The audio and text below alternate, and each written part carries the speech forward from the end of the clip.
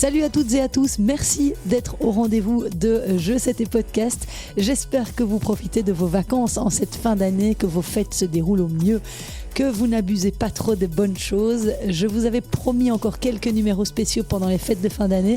Eh bien, voici le premier. Il est consacré au bilan des Belges à l'issue de cette saison 2025. À cette occasion, vous allez entendre dans ce podcast la plupart de nos champions et championnes.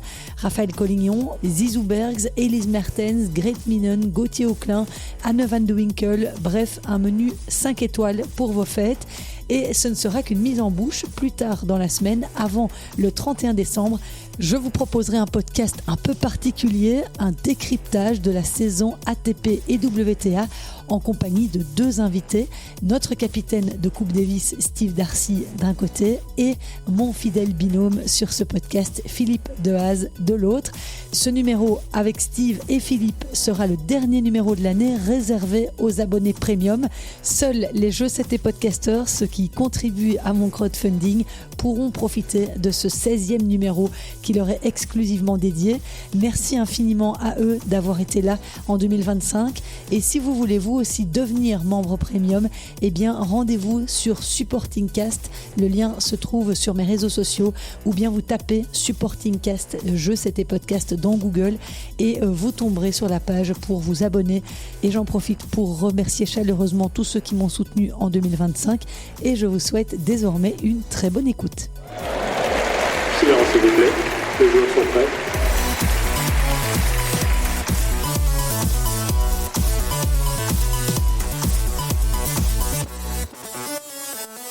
Et on va commencer par évoquer l'année 2025 de nos joueuses avec une régularité toujours aussi éloquente pour la numéro 1 belge, Elise Mertens, qui a décroché 2 titres cette saison.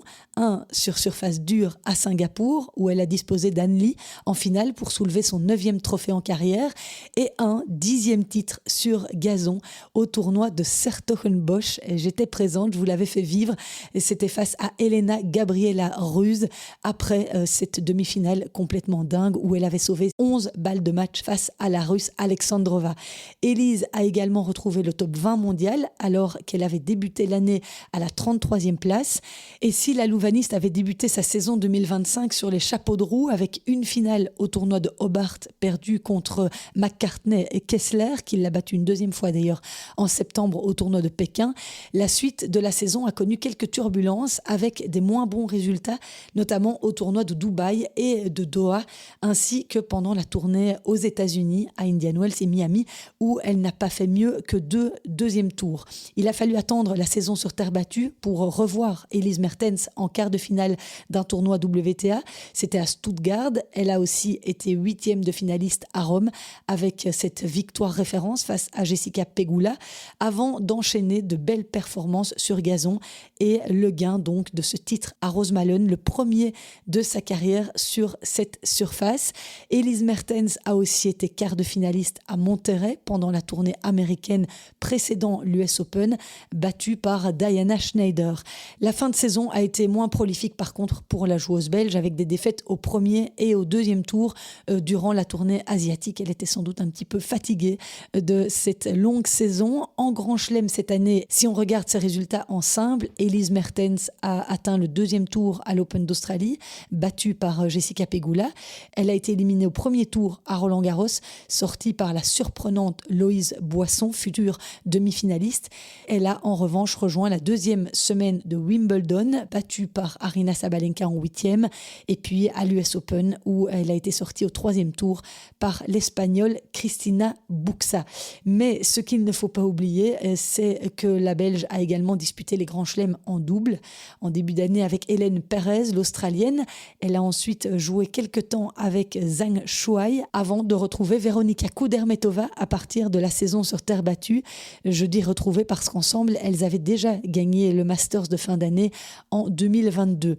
Leur association a été un véritable succès avec un quart de finale à Roland-Garros, une magnifique victoire à Wimbledon, synonyme de 5e titre en Grand Chelem pour Elise Mertens, et puis une demi-finale à l'US Open. À cela, il faut ajouter les 2 finales perdues en Masters 1000 à Madrid et à Rome. Et puis, il y a eu ce titre décroché au Masters de fin d'année, ce tournoi qui réunit les 8 meilleures paires de double de la saison. Une compétition pour laquelle Elise Mertens se qualifiait pour la 7e année consécutive et qu'elle a remportée pour la 2e fois de sa carrière. Un retour dans le top 20 mondial en simple, dans le top 5 en double, c'est tout simplement exceptionnel. Le seul point noir, à mon sens, pour Elise Mertens, c'est évidemment encore et toujours son absence en Billie Jean King Cup. Elle n'a pas porté le maillot de l'équipe nationale cette année et c'est évidemment bien regrettable, même si cela n'a pas empêché nos jeunes talents, Sofia Kostoulas et Hanne van de Winkel, d'aller chercher la victoire et de renvoyer ainsi la Belgique dans le groupe mondial en 2026. On va écouter Elise Mertens qui était au micro de la Fédération belge Tennis Belgium à l'occasion des Belgian Days organisés à Wilrijk à Anvers fin novembre. Elle nous partage quel était son meilleur moment de l'année et elle dévoile également le nom de sa nouvelle partenaire de double pour 2026. On écoute Elise Mertens. C'est difficile à dire vraiment. En réalité, je choisirais peut-être 2 moments, un en simple et un en double. Pour le simple, sans aucune hésitation, Sertogenbosch. C'est 11 balles de match sauvées, bien sûr, mais surtout le fait que la famille, les amis et de nombreux Belges aient pu être présents dans les tribunes. C'était clairement l'une de mes plus belles victoires. Pour le double, le choix est plus délicat, mais Wimbledon reste malgré tout le tournoi le plus spécial du monde du tennis. Toute son histoire, tout ce qu'il représente, donc oui, Wimbledon. Véronica va faire une pause d'1 an. Elle ne m'a pas encore donné d'explication précise, mais bon, nous avons une idée de la raison. Je vais donc jouer avec Zhang Shuai, la joueuse chinoise. J'ai déjà évolué avec elle par le passé et nous avons atteint une finale à Wimbledon. Nous nous connaissons bien, donc nous verrons comment ça se passera. Nous avons eu quelques semaines de préparation. Après les WTA Finals, nous avons pris 2 semaines de vacances. Ensuite, nous avons entamé la phase de préparation. Nous sommes actuellement dans la 4e semaine, suivie d'une 5e semaine à la maison, puis d'une 6e semaine à Sydney. Le travail avance bien. J'ai eu 30 ans il y a quelques semaines et je reste très motivée. Nous continuons à travailler sur plusieurs aspects. Le préparateur physique est venu de Miami et avec Chris, nous sommes constamment dans une dynamique d'amélioration. Comment pouvons-nous encore progresser ? Il y a toujours une marge de progression. Je sais que je peux encore viser plus haut, mais je pense surtout qu'une saison sans blessure est extrêmement importante. Le plaisir sur le court l'est tout autant. La manière dont nous travaillons actuellement, essayer de poursuivre sur cette lancée est la bonne approche. Peut-être qu'il y aura encore quelque chose de très beau à aller chercher en 2026. Et à noter que Elise Mertens participera à la United Cup à Sydney. Ce sera au début de l'année 2026 aux côtés de Zizou Bergs. Donc ils formeront le duo qui représente la Belgique dans cette compétition. La saison de Grete Minen a été un peu plus compliquée par rapport à l'an dernier puisqu'elle a perdu une 30aine de places et est sortie du top 100 mondial en fin d'année. La jeune femme de 28 ans s'est quand même adjugée 2 titres cette saison à Birmingham dans un WTA 125 face à Linda Fruhvirtova et à Le Neubourg sur un W75. Des titres décrochés sur le circuit secondaire où elle est allée jouer pour retrouver un peu de confiance après avoir perdu quelques plumes au classement mondial. Sur le circuit principal, Grete Minen a signé quelques victoires intéressantes dans des WTA 250, notamment en atteignant les 8e de finale à Hobart, à Rosemallen et les demi-finales à l'ATX Open de Austin. Mais c'est vrai que ça reste compliqué pour Grete face à des joueuses du top 50, du top 30, ce que reflète aussi ces quelques défaites au premier ou deuxième tour dans les tournois WTA principaux.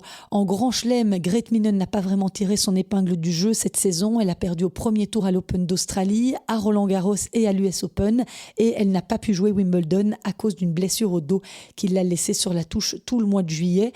C'était juste après cette jolie victoire face à Danielle Collins à Rosemallen au début de sa saison sur gazon.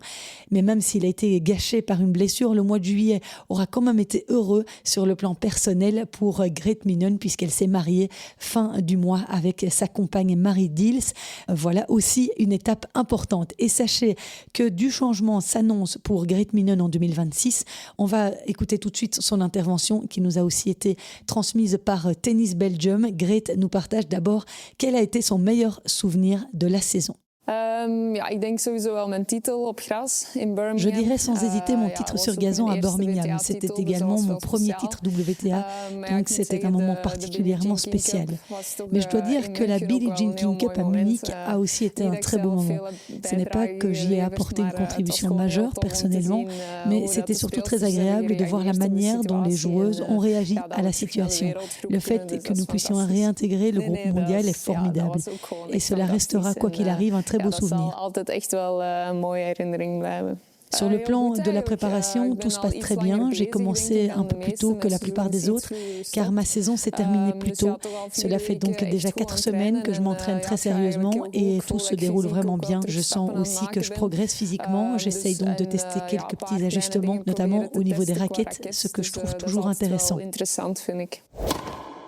Mon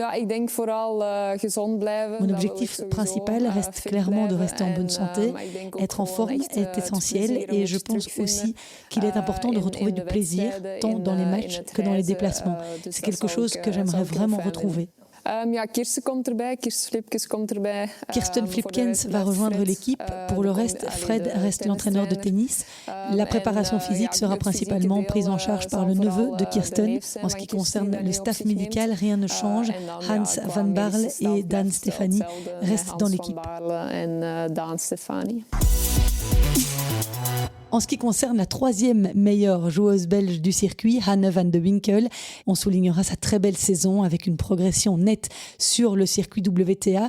À 21 ans, elle a atteint son meilleur classement en carrière, 126e, après un bond de 117 places. Coachée par Romain Barbosa, qui était venu dans mon podcast à Roland-Garros, Hanne a inscrit une victoire majeure cette année avec le titre WTA 125 au Abierto Tampico. En Grand Chelem, Van de Winkel a joué les qualifs des 4 tournois, son meilleur résultat ayant été un 3e tour au qualif de l'US Open. À noter aussi ses performances en Billie Jean King Cup cette année. Elle a remporté ses 3 rencontres, une face à la Grèce au mois d'avril, une face à la Turquie lors des playoffs du mois de novembre et puis ce point décisif face à l'Allemagne contre Ella Seidel pour permettre à la Belgique de se qualifier pour le World Group 2026. Je vous propose d'écouter Hanne van de Winkel. Si je dois choisir, je pense que je retiens avant tout la victoire en Billie Jean King Cup. C'est plus spécial que de gagner pour soi-même. Le titre remporté au Mexique était très beau, mais on est tellement loin de tout le monde là-bas. C'est un moment particulier et partagé surtout avec son coach. Il est difficile d'en faire quelque chose de vraiment marquant. À l'inverse, avec l'équipe, nous avons profité de cette expérience et pour moi, ça a été le plus beau moment de l'année. La préparation se passe très bien, j'ai déjà énormément travaillé et beaucoup souffert physiquement, ce qui est généralement bon signe. Nous sommes en train de reconstruire l'aspect tennistique et ça va bien. Lors de la première semaine, nous avons surtout axé le travail sur le plan physique pour revenir plus fort. J'avais quelques petites blessures en fin de saison et je sentais que mon corps était fatigué. Il était important de le renforcer à nouveau. Niveau tennis, l'objectif est d'élever encore d'un cran la qualité de base, m'engager davantage et jouer plus vers l'avant. C'est le point principal sur lequel je me concentre. Les objectifs sont des grands classiques, mais la santé reste la priorité absolue, sans hésitation. Ensuite, continuer à progresser de manière significative et les résultats suivront. Disputer des tournois plus importants sera un enjeu majeur de la saison. Le classement suivra, mais je ne souhaite pas y associer un chiffre précis.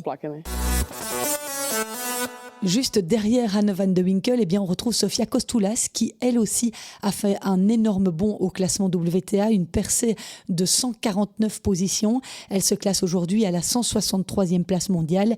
Elle a gagné 2 titres significatifs, Sofia, sur le circuit ITF, le W75 à Calvi et le W35 à Helsinki. Sofia Kostoulas a disputé les qualifs de Roland-Garros, de Wimbledon et de l'US Open. Et c'est à Paris qu'elle a franchi son seul tour dans ses qualifications. qualification en Grand Chelem. Et puis, eh bien évidemment, l'année 2025 a été celle de la révélation pour Jeline van Drome, l'un des grands espoirs du tennis belge. La jeune femme qui vient d'avoir 18 ans était dans sa dernière année chez les juniors et elle a véritablement explosé sur la scène internationale en atteignant les quarts de finale de l'Australian Open Junior et en remportant l'US Open Junior sans céder le moindre set.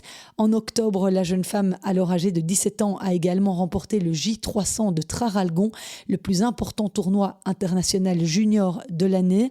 Tous ces succès lui ont permis de se projeter vers le circuit pro où elle a disputé son premier tournoi ITF senior à Pétange, un W75 où elle a atteint la finale. Jeline a d'ailleurs déjà engrangé pas mal de points pour figurer à la 344e place mondiale, une progression fulgurante à seulement 18 ans. Et bien entendu, la jeune brugeoise s'est fait connaître du grand public en remportant le Masters Junior en fin d'année, une très belle manière de clore sa carrière chez les moins de 18 ans.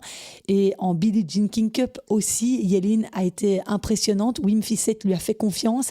Elle a offert quelques points très importants à la Belgique en battant notamment Alizé Cornet ou encore Anna-Lena Friedsam, offrant une avance importante à la Belgique dans sa rencontre face à l'Allemagne. C'était ici au mois de novembre. Et je terminerai cette rétro 2025 sur le tennis belge féminin en précisant que 3 joueuses ont pris leur retraite cette saison. Janina Wickmayer, Isaline Bonaventure et Marie Benoît. On espère qu'elles profitent pleinement de leur vie en dehors du circuit et qu'elles ont trouvé l'épanouissement. Et on en vient au bilan masculin 2025. On va commencer par notre vétéran, entre guillemets, David Goffin, à qui on doit beaucoup de respect, malgré une saison en demi-teinte marquée par de nombreuses blessures.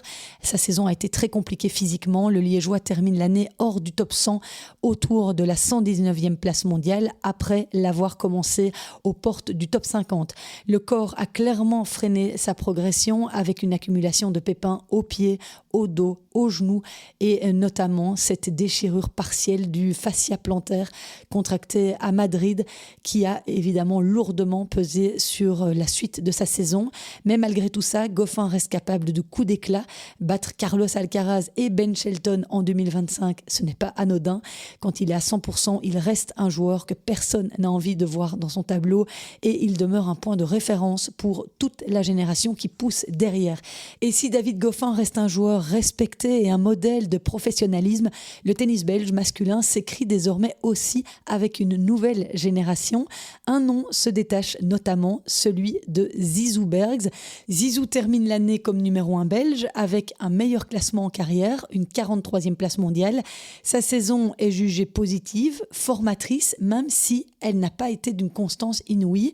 Pour sa 8e année sur le circuit, Zizou a franchi plusieurs caps importants. Il a disputé ses premières finales ATP à Auckland en début d'année d'abord et puis à Rosemallen sur gazon au mois de juin. Il a aussi décroché sa toute première victoire contre un top 10 mondial face à Andrei Rublev à Miami, ce qui marque toujours un tournant dans une carrière. En Coupe Davis, il a été au cœur de plusieurs moments forts. Il y a évidemment eu cet épisode malheureux et très médiatisé lors du match contre le Chili face à Christian Garin, mais il y a aussi eu cette rencontre complètement folle en demi-finale du Final 8 à Bologne, perdu 17-15 au tie-break du 3e set face à Flavio Cobolli après avoir eu 7 balles de match. Un match qui a marqué Zizou Bergs autant mentalement qu'émotionnellement.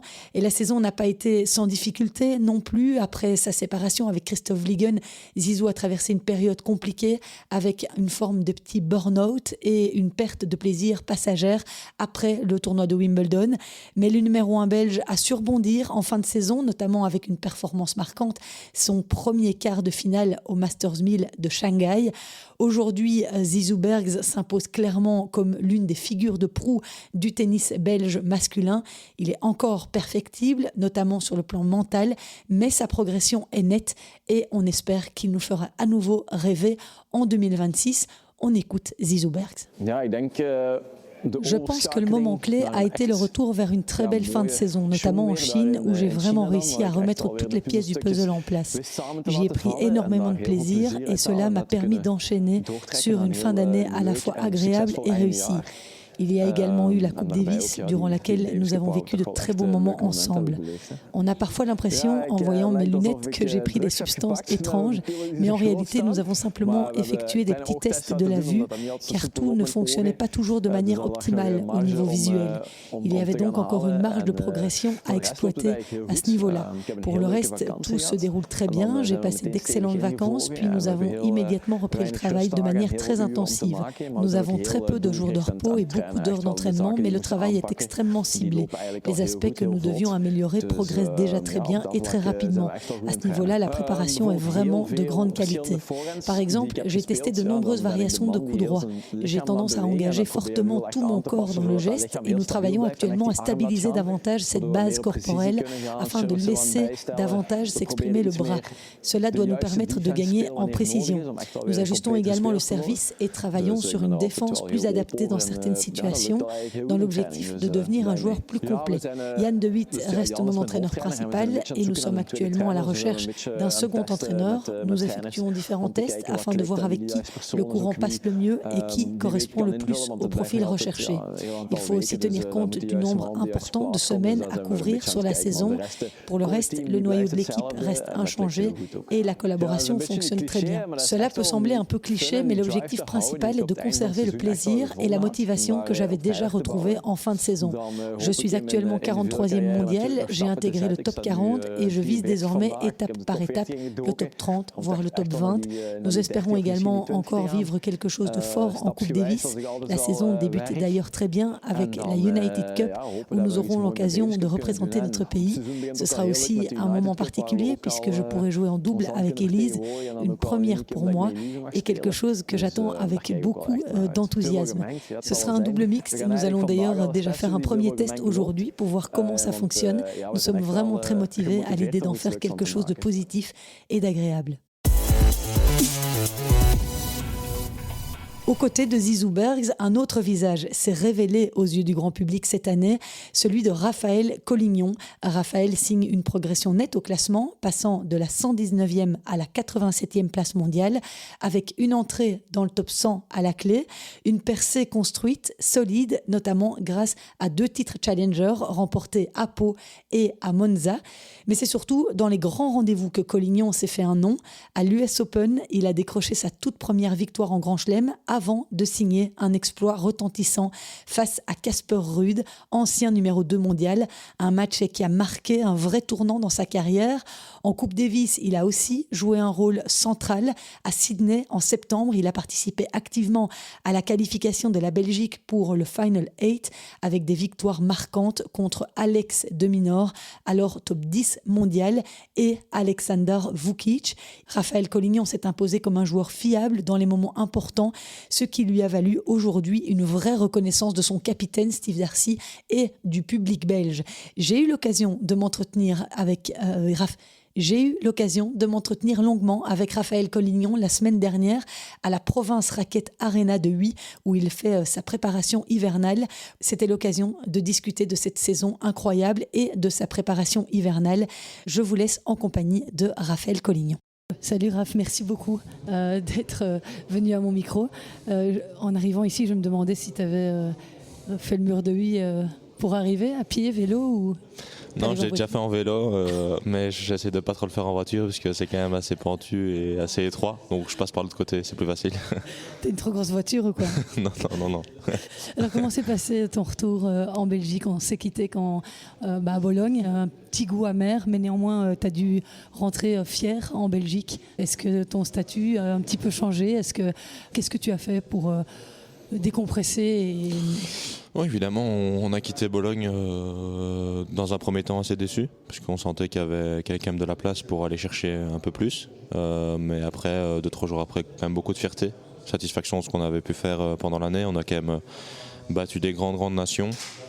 Donc ouais, c'était vraiment une campagne exceptionnelle pour nous. Après moi je suis rentré chez moi tranquillement. T'as pris quelques jours? J'ai pris quelques jours de repos, 10 jours à la maison. Je suis pas parti à l'étranger parce que j'étais beaucoup parti et je voulais un petit peu être à la maison pour voir un petit peu mes amis, ma famille, faire un peu des choses de d'un mec de mon âge, vivre un peu la vie tranquille, pouvoir se lever à 11h, etc. Donc ça m'a fait du bien, j'ai bien décompressé et je suis revenu avec beaucoup d'envie le 1er décembre pour bien m'entraîner. Donc là on a la 3e semaine de préparation foncière, ça se passe super bien, je joue bien, je me sens bien, donc j'espère pouvoir amener ça pour la prochaine saison.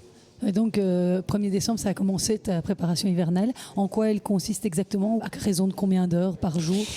Je suis resté ici. On l'a fait ici à Oui. Principalement, on a juste fait 3 jours à Anvers cette semaine. Les Belgian Days, là. Et ça nous a fait du bien aussi de nous revoir là-bas, mais ouais, principalement ici. La prépa foncière, ça permet de remettre un petit coup en plus au niveau du physique, chose qu'on n'a pas l'occasion de faire pendant l'année, parce que pendant l'année, c'est plus essayer de garder son niveau physique, mais c'est pas vraiment la progression. Ici, on a vraiment beaucoup plus d'heures de physique, on a plus de temps pour travailler, pour essayer d'augmenter un petit peu tous les curseurs. Donc ça, on a fait quand même beaucoup de physique, beaucoup de charge. Et au niveau tennis, ça permet aussi de changer un petit peu des trucs techniquement. Notamment, moi, j'ai un peu changé au niveau du service. Oui.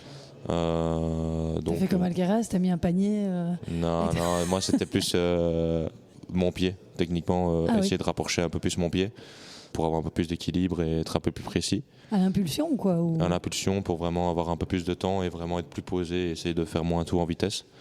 Et donc ça permet de changer pas mal de trucs techniquement. On a un peu plus de temps pour travailler, donc ça permet de faire ça pendant cette prépa foncière. Et puis essayer durant les dernières semaines, ce qui est le cas cette semaine, d'essayer de mettre ça en situation de jeu, faire un peu plus de points et avoir peut-être un peu moins de charge physique, puisqu'on a eu quand même des grosses charges les 2 premières semaines. Et donc pour le moment je me sens bien, j'espère que tout le travail va porter ses fruits.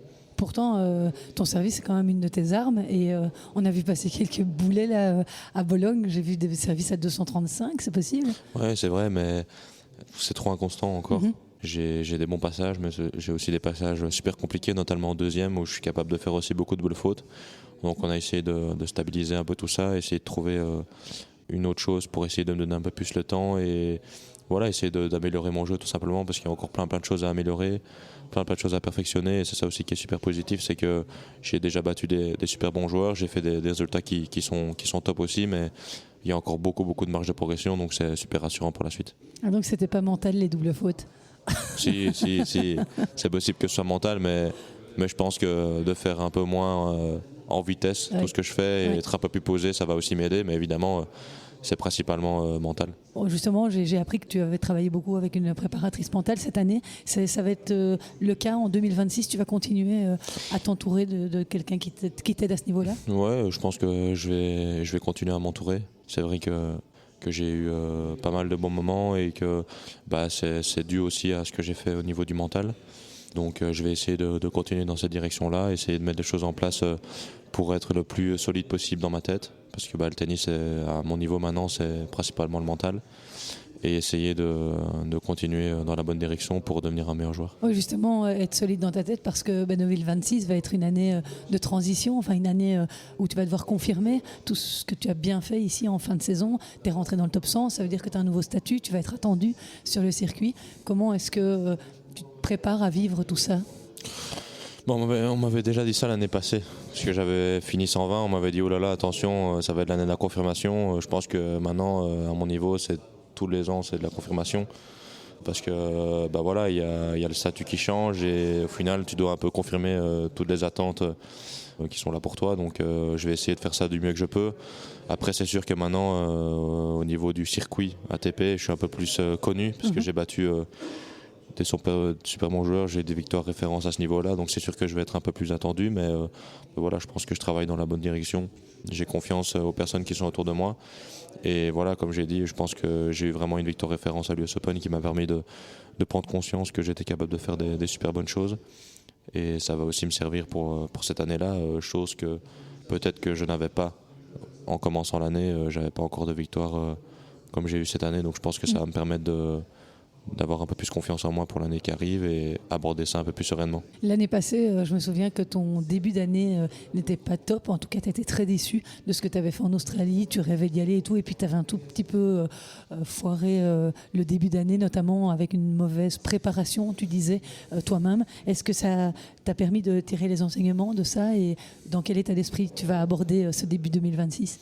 Oui, évidemment, ça m'a permis d'acquérir de l'expérience, ce qui s'est passé début de l'année passée, parce que j'avais fait une très bonne saison et je m'étais peut-être vu un peu trop beau, je m'étais peut-être mis un peu trop de pression que j'ai pas réussi à gérer. Non, mais je parlais au niveau du jeu, mais c'est gentil. et donc j'ai eu du mal à gérer cette pression-là, je me suis peut-être mis un peu trop sur mes épaules. Chose que je n'avais pas besoin de faire parce qu'au final j'ai déjà assez de pression comme ça quand je suis sur le circuit et donc je vais essayer d'un peu mettre moins de pression, essayer d'arriver là-bas un peu plus serein et comme j'ai dit je suis un peu plus sûr de mes forces et de ce que je fais bien sur un terrain, donc j'arrive avec un peu plus de certitude et je suis sûr que ça va m'aider. Et après j'avais beaucoup dramatisé ce qui s'était passé, c'était la fin du monde pour moi d'avoir perdu 4 fois au premier tour, mais au final ça change rien. Tu peux rebondir toutes les semaines, ça arrive et ça va me permettre aussi d'arriver là-bas avec, même s'il y a des échecs, même s'il y a des moments de doute, justement essayer de me dire que ça va aller et me servir de ce qui s'est passé cette année comme un bon exemple. Ça va être quoi le programme pour toi? Je vais commencer par Brisbane, les qualifs d'un ATP. Et puis Adélaïde, qualif ATP aussi, parce que le cut est quand même assez fort, il y a tous les mecs qui sont là, donc je suis en qualif. Et après le tableau final à Melbourne, et puis il y a le 7 et 8 février, la Coupe Davis en Bulgarie, donc pour le moment c'est ça le programme. Et puis on verra un petit peu où j'en suis à ce moment-là et ce que je vais faire après la Coupe Davis. Steve disait que tu avais encore une énorme marge de progression dans ton jeu. C'est vrai que je t'ai beaucoup suivi cette année. Il parlait de tourner ton jeu plus vers l'avant, d'essayer de t'améliorer au niveau du service, tu viens de le dire, du retour. Tu approuves tout ce qu'il dit par rapport à cette évolution ou tu as l'impression de parfois un peu plus évoluer que ce que lui le pense? Est-ce que vous êtes sur la même longueur d'onde? On est sur la même longueur d'onde. Après, c'est quelqu'un qui est super exigeant, donc parfois c'est pas facile puisque tu te dis ce que je fais c'est quand même bien, mais au final j'ai pas vraiment l'impression que ce soit vu. Mais après une fois que je me pose et que j'ai réfléchi, je me dis ouais c'est vrai, il a raison, il y a encore tellement de choses à améliorer et au final ça donne quand même beaucoup de sérénité parce que j'ai encore tous mes coups du tennis à améliorer et au final je fais déjà des résultats comme ceux-là, donc c'est quand même super positif. Mais après oui, je suis en accord total avec ce qu'il me dit, c'est quelqu'un qui a une grande légitimité, qui a été sur le circuit, qui a été très fort, qui a battu tout le monde. Et donc tu sais que quand il parle, il dit la vérité et au final ça te permet d'être un peu plus serein dans ce que tu fais parce que tu sais si tu es dans la bonne direction ou pas. Et ça c'est vraiment quelque chose qui est super important. Donc évidemment j'approuve tout ce qu'il me dit, même si parfois c'est pas facile. Je continue à travailler et c'est pour ça que je suis en confiance et que je sais que j'ai des personnes compétentes autour de moi et que j'avance dans la bonne direction. Donc c'est génial d'avoir quelqu'un comme ça autour de moi. Il paraît que vous allez vous entourer aussi d'une personne qui va s'occuper un peu des statistiques pour analyser. C'est quoi l'idée? Évidemment, maintenant que je fais des tournois un peu plus forts, le niveau s'intensifie et je joue contre des mecs où tous les détails vont peut-être faire la différence. Donc Zizou travaille aussi avec ça. Quelqu'un qui fait beaucoup de stats, qui analyse les autres joueurs, mais aussi mes stats à moi, ce que je dois améliorer. Donc ça nous permet aussi d'orienter le travail sur ce qui est à faire, ce que je fais bien, ce que je fais pas bien. Donc ça nous donne entre guillemets une plus grande vue d'ensemble sur tout ce que je peux améliorer et tout ce que je dois améliorer. Et ça me permet aussi d'avoir quelques informations sur les autres. Donc c'est un plus que j'essaye de mettre puisque maintenant tous les détails vont faire la différence. Donc je pense que c'est de bon augure pour la saison qui arrive et ça va bien m'aider. Il y a un confrère de RMC que j'entendais dans un podcast le mois dernier qui disait qu'il te voyait que tu méritais d'aller dans le top 50. Est-ce que tu peux ambitionner d'arriver à ce niveau-là? Ambitionner, oui. Après, c'est super compliqué. Le niveau est très très dense, très très homogène. C'est la régularité qui fait la différence. Je sais que je suis capable de battre des mecs du top 50. Je l'ai prouvé. Après, ce qu'il faut faire, c'est essayer d'être régulier maintenant sur des tournois plus forts toutes les semaines. Et c'est ça qu'il va falloir que j'essaye de faire. Parce que c'est ça aussi que je suis en train de faire maintenant, c'est de préparer la saison, bien travailler pour essayer d'être le plus régulier possible l'année prochaine. Et donc évidemment, je sais que le tennis, je l'ai.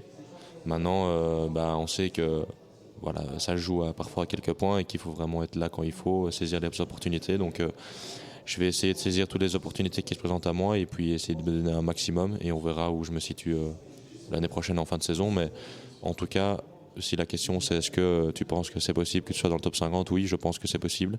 Mais après, il y a plein de facteurs qui doivent se mettre en place. Mais en tout cas, j'ai confiance en mon tennis pour y arriver. D'avoir un autre Belge qui est devant pour le moment, très bon pote à toi, Zizou. Et donc, quelque part, ça peut vous motiver aussi l'un l'autre. Ouais, on a une super génération. Il n'y a pas que Zizou et moi, il y a aussi Alex. Il y a Gilles Arnaud. Donc on est vraiment une bande de jeunes. Et je pense que c'est une concurrence qui est super saine. Donc je pense que ça nous tire vraiment vers le haut. Et c'est vraiment positif pour le tennis belge, puisqu'on a tous envie d'essayer de s'amener le plus haut possible et d'être vraiment le plus fort possible pour essayer d'amener déjà notre nation en Coupe Davis le plus haut possible. Donc ça, c'est un objectif qu'on a en commun. Mais en plus de ça, on se dit si lui il est capable de faire des choses comme ça, de gagner des matchs comme ça, pourquoi pas nous. Donc ça permet aussi de prendre pas mal de confiance pour les matchs, pour les tournois qui arrivent. Et je pense que c'est vraiment positif pour tout le monde qu'on soit si fort et très jeune. Donc c'est super bien. Tu suis un peu ce qu'il fait Alex là? Ouais, évidemment, je suis, hein. c'est dingue. Et après, moi je suis pas étonné, je sais que c'est un super joueur, il m'a d'ailleurs battu. Il a vraiment été très impressionnant cette semaine-là, donc je sais que quand il joue bien et qu'il est bien dans sa tête, il est vraiment très très dur à battre et il est en train de le prouver et il le mérite. C'est un super mec qui travaille tous les jours du mieux qu'il peut pour être le meilleur joueur possible et on voit qu'il fait vraiment des progrès dans tous les secteurs du jeu. Il donne le meilleur de lui-même. J'ai encore eu ce matin, pas au téléphone, mais je lui ai envoyé quelques messages et je lui ai dit franchement c'est incroyable ce que tu fais, continue de nous faire rêver, continue à essayer de gagner tous les matchs que tu peux. Et je pense qu'il va le faire, donc c'est cool. Par rapport à la Coupe Davis, la Bulgarie qui nous attend, qu'est-ce que tu penses de ce tirage? C'est plutôt bien pour la Belgique. C'est bien, évidemment. Après, en Coupe Davis, vraiment, tout peut se passer. Et la Bulgarie a vraiment des super jeunes. Il y a le numéro 1 mondial junior qui a gagné 3 grands chelems ou 2 grands chelems cette année, notamment l'US Open contre un autre Bulgare. Donc c'est vraiment des super bons jeunes, donc il faut vraiment se méfier. Après, on ne sait jamais, mais peut-être qu'il y a un coup de poker, peut-être que Dimitrov peut être là aussi, donc on ne sait jamais. Donc si Dimitrov est là, ça devient aussi compliqué. On a pris la surface aussi, donc ça sera terre intérieure. Donc ça, moi j'adore. Évidemment, c'est pas l'idéal parce qu'on sera en pleine saison de dur, mais honnêtement pour la Belgique, j'en ai rien à foutre de la surface et j'adore cette surface. Donc moi, je me plains pas, je suis content. Mais on va arriver là-bas le couteau entre les dents et essayer de prouver qu'on est vraiment la 5e meilleure nation du monde. Et je pense que si on fait bien notre travail, on a des bonnes chances de l'emporter. Là, la plupart des mecs se préparent à Dubaï pour être un petit peu dans la même chaleur que ce qu'il y aura en Australie. Toi, tu as décidé de rester ici. C'est pas trop contraignant. Tu as pré-changé comme ça du tout au tout? Voilà, je vais quand même arriver quasi une semaine à l'avance à Brisbane, donc je vais avoir le temps de m'acclimater. Après, voilà, c'est une question de choix, une question aussi de classement. Et voilà, moi j'avais besoin aussi d'être un peu à la maison et de repartir pour une préparation à l'étranger. Je voulais pas, j'avais besoin d'être un peu chez moi. Donc peut-être que dans les années à venir, si je suis 10, 20, 30, peut-être que j'irai m'entraîner là-bas. Mais franchement, on a des bonnes conditions ici pour s'entraîner et ça me fait aussi du bien d'être à la maison. Donc j'ai fait ce choix-là, mais peut-être que ça changera dans les autres années. Mais je pense que j'avais vraiment besoin d'être un peu à la maison cette année, donc ça me fait aussi du bien, même si c'est dur les entraînements, de dormir dans mon lit. Oui, puis c'est quand même le servant du rêve. Pourquoi aller à Dubaï? Oui, c'est vrai, oui, c'est pas mal. Merci beaucoup, Raph, merci. Et à 2026. Ouais, merci beaucoup. Dans un registre différent, mais tout aussi prometteur, Alexander Blocks a lui aussi confirmé qu'il faisait partie des projets les plus sérieux du tennis belge. À seulement 20 ans, l'ancien numéro 1 mondial junior poursuit sa progression, passant de la 205e à la 116e place mondiale. Sa saison sur le circuit Challenger a été régulière et très encourageante, avec 2 titres remportés à Oiras et à Bratislava. Sa trajectoire a été freinée en fin de saison par une blessure à la cheville contractée à l'US Open, mais son année reste marquée par un moment fort, sa qualification pour les Next Gen ATP Finals à Jeddah en Arabie Saoudite, où il a réalisé la semaine dernière un parcours absolument exceptionnel, presque sans faute. Après avoir remporté ses 3 matchs de poule et sa demi-finale en ne concédant que 2 petits sets, il s'est incliné en finale face à Lerner Tien, tête de série numéro 1 et déjà 28e mondial. Le Californien finaliste l'an dernier face à Joao Fonseca s'est montré nettement plus fort que lui sur cette rencontre et il a pris sa revanche puisque c'est Alexander Blocks qui l'avait battu l'année passée en finale de l'Australian Open Junior. Ça s'était terminé au tie-break du 3e set et Lier Tien avait perdu 11-9 au tie-break, donc c'était vraiment une défaite très douloureuse. Il a dit la plus douloureuse de sa jeune carrière, donc là il tient sa revanche. Et cette participation pour le Masters de la Next Gen qui réunit les 8 meilleurs joueurs de moins de 20 ans de la saison est évidemment très prometteuse. 2/3 des joueurs qui ont participé à cette compétition sont arrivés dans le top 30 mondial, c'est dire. Et un autre Belge a bien failli y prendre part après une formidable saison, c'est Gilles Arnaud Bailly. Malheureusement, il était premier remplaçant et n'est finalement pas monté sur le terrain puisqu'il n'y a pas eu de blessés, mais il a signé en 2025 l'une des progressions les plus impressionnantes du tennis belge. Après une année 2024 compliquée, lorsqu'il est rentré des États-Unis, il a rebondi très fort cette année, passant de la 800e à la 207e place mondiale, soit près de 600 places gagnées en un an. Bailly a surtout brillé sur le circuit ITF avec 5 titres remportés et 9 finales disputées, ce qui en fait l'un des joueurs les plus performants à ce niveau en 2025. Mais il ne s'est pas contenté de ça. Il a également franchi un premier palier sur le circuit Challenger avec une finale à Porto et un quart de finale à Tampere. Et puis en octobre, il s'est offert ses vrais premiers repères sur le circuit ATP à Bruxelles avec une victoire marquante contre Daniel Altmaier, 51e mondial. 2025 est donc la saison qui marque l'explosion de Gilles Arnaud Bailly. Le chemin est tracé et l'objectif est désormais clair, s'installer durablement dans le top 200 et pourquoi pas rêver du top 100. Je vous rappelle que Gilles Arnaud Bailly a été lui aussi numéro 1 mondial chez les juniors. C'était juste après Alexander Blocks. Dans un registre plus discret, Gauthier Auclin a vécu une saison de travail intense. Il termine l'année autour de la 270e place mondiale, après une saison disputée quasi exclusivement sur le circuit Challenger et Futur.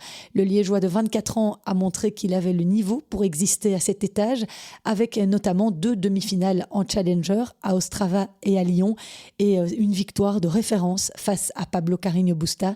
Il a aussi goûté au tableau final de l'Open d'Australie, en passant par les qualifications. Il s'était incliné au premier tour face à Reilly Opelka, mais sans démériter. On peut dire que l'année de Gauthier Auclin a été marquée par un manque de constance, avec beaucoup d'éliminations précoces et une difficulté à enchaîner les bons tournois. Je l'ai également rencontré la semaine dernière à Huy. Je vous propose d'écouter tout de suite notre entretien. Gauthier, salut, merci beaucoup. Comment ça s'est passé cette année 2025 pour toi ? Est-ce que tu es satisfait ? Comment tu la décrirais ? Je pense qu'elle avait très bien commencé ma saison avec ma qualification en Australie. Ouais. Ça avait été un moment assez exceptionnel pour moi. Et puis après, les choses se sont un peu plus compliquées. Malgré tout, j'ai quand même réussi à jouer les 4 qualifications de Grand Chelem, ce qui reste quand même très important pour moi. Mais voilà, je ne vais pas mentir, j'aurais espéré quand même un peu mieux de cette saison à partir de février. Il y a eu des bonnes choses et des moins bonnes choses. Donc voilà, on a un peu analysé tout ça, essayé de comprendre et voilà, on se prépare au mieux pour l'année prochaine. Et qu'est-ce que vous en tirez comme analyse ? Je pense tout d'abord que l'année passée, j'avais une pré-saison un peu écourtée parce que j'avais beaucoup joué en fin d'année. Et donc j'ai probablement manqué un peu de fraîcheur à cause de ça, ici en fin d'année. Ça s'est compliqué quand même depuis le tournoi de Bruxelles. J'ai fait une tournée en Chine qui s'était bien passée et puis depuis Bruxelles c'était plus compliqué. Donc voilà, on a arrêté une semaine plus tôt pour essayer d'avoir une plus grande pré-saison. Je pense que c'est la plus longue que j'ai jamais faite ici. On a quasi 6 semaines de pré-saison. Voilà, on a beaucoup de choses à travailler. J'ai aussi un nouveau coach avec Germain qui est là. Donc c'était aussi important de prendre le temps de travailler les nouvelles choses que lui amenait. Et ça se passe bien. Donc tu as choisi de prendre Germain Gigounon comme coach, l'ancien coach de David Goffin. Tu es toujours soutenu par la fédération, mais tu as maintenant ton propre coach, donc c'est plus Steve qui va te suivre. Il continue quand même à avoir un œil sur toi. Oui, Steve voyage beaucoup plus avec Raph qu'avant et vu qu'on ne fait plus les mêmes tournois avec Raphaël, ça devenait trop compliqué de combiner. Cette année, Steve s'occupait de moi en Belgique à 100% et Germain était sur la moitié des tournois avec moi et l'autre moitié, je faisais un peu tout seul, parfois avec Steve, etc. Et ça se passait bien. Je trouve que voilà, c'est 2 coachs géniaux. Mais ça manquait parfois un tout petit peu de continuité entre ce qu'on travaillait en Belgique et à l'étranger, même s'ils se connaissent très bien, qu'on communique tous ensemble, c'est pas la même chose. Et donc pour moi c'était logique de continuer avec Germain. Et donc il sera là maintenant à 100%. La Fédé continue à me permettre de faire le physique avec Alex. De toute façon, je m'entraîne quand même très souvent avec Raph et du coup avec Steve. Donc oui, Steve est toujours là quand même à surveiller, je vais dire, et à m'aider parce que voilà, c'est un avis super important pour moi. Ça a été mon coach principal pendant 5 ans, donc voilà, j'adore passer du temps avec lui et être avec lui, l'avoir sur le terrain, etc. Donc c'est important. Mais je sentais que c'était le moment aussi de passer à l'étape d'avoir un coach à moi. C'est un gros investissement, mais voilà, j'avais envie de voir où étaient mes limites et de mettre toutes les chances de mon côté. Et qu'est-ce que tu aimes bien dans l'approche de Germain ? Je pense que Germain, il est très intéressant aussi sur ce qui m'amène hors du terrain, dans son approche de la vie sur le circuit, etc. Je pense que c'est quelque chose qui m'aide. Puis sur le terrain, voilà, c'est très très bien d'avoir un deuxième avis parce que voilà, après 5 ans avec Steve, j'étais content d'avoir un avis aussi différent. Il amène de nouvelles choses, essayer d'être plus en mouvement. Voilà, je suis pas le plus grand, le plus puissant, donc parfois j'ai l'impression de forcer un peu de loin. Et ici, on essaie vraiment de gagner du temps sur l'adversaire, de jouer juste et de moins forcer. Donc voilà, c'est les trucs sur lesquels on travaille le plus avec mon service, évidemment. Oui. Et ce qui t'a manqué peut-être le plus cette année, c'est de la constance, c'est de pouvoir enchaîner les bonnes performances. Comment est-ce que tu peux travailler ça au quotidien ? Bien, ici, on a décidé de faire un gros travail physique aussi. Ça venait aussi de là. J'avais l'impression d'avoir parfois trop de hauts et de bas au niveau physique, dans tout ce qui était énergie, comment j'arrivais à subir le volume, etc. Parfois, j'avais un peu du mal à reproduire ça au jour le jour. Donc ici, on a fait un gros travail de physique, de volume d'entraînement, etc. Et j'espère que je serai plus à même d'arriver à enchaîner les bons jours, des grosses intensités en match. Et je pense que c'était le plus gros travail ici, c'était d'arriver à tous les jours arriver à remettre de l'intensité. Et j'espère pouvoir enchaîner les matchs pour voir si j'en suis capable. Ce sera déjà la première chose. Et je pense que voilà, si on fait bien les choses, je pense que tout va bien se passer. Je suis confiant. Tes gros points positifs de cette année 2025, c'est ces 2 demi-finales en Challenger à Lyon et à Ostrava. Et cette victoire contre Pablo Carreño Busta, ça reste la plus belle de la saison ? Oui. Je dirais aussi quand même ma victoire contre Fabio Fognini à Naples, dans une ambiance assez incroyable. Voilà, c'est quand même 2 anciens top 10 que j'ai battus cette année. Entre l'Australie et ces 2 demi-finales de Challenger, ça me prouve que je peux le faire. Maintenant, il faut arriver à le faire plus régulièrement. C'est très important aussi au niveau des points. Si tu ne vas pas loin en Challenger, c'est pas assez rentable, je vais dire. L'important, c'est d'arriver à faire des bonnes semaines, aller loin et si possible de le reproduire le plus souvent possible. Donc voilà, on travaille, j'attends pas des résultats immédiats, je sais que ça va prendre du temps, mais comme je disais, je suis assez confiant que si on fait bien les choses, ça va payer.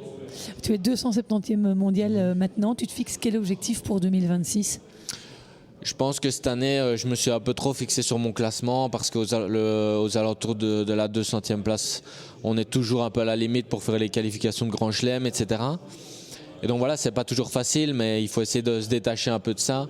Et donc cette année, voilà, je ne mets pas trop d'objectifs chiffrés, surtout que voilà, on travaille des nouveaux éléments, etc. Donc je vais plus essayer de me focaliser sur mon jeu en lui-même.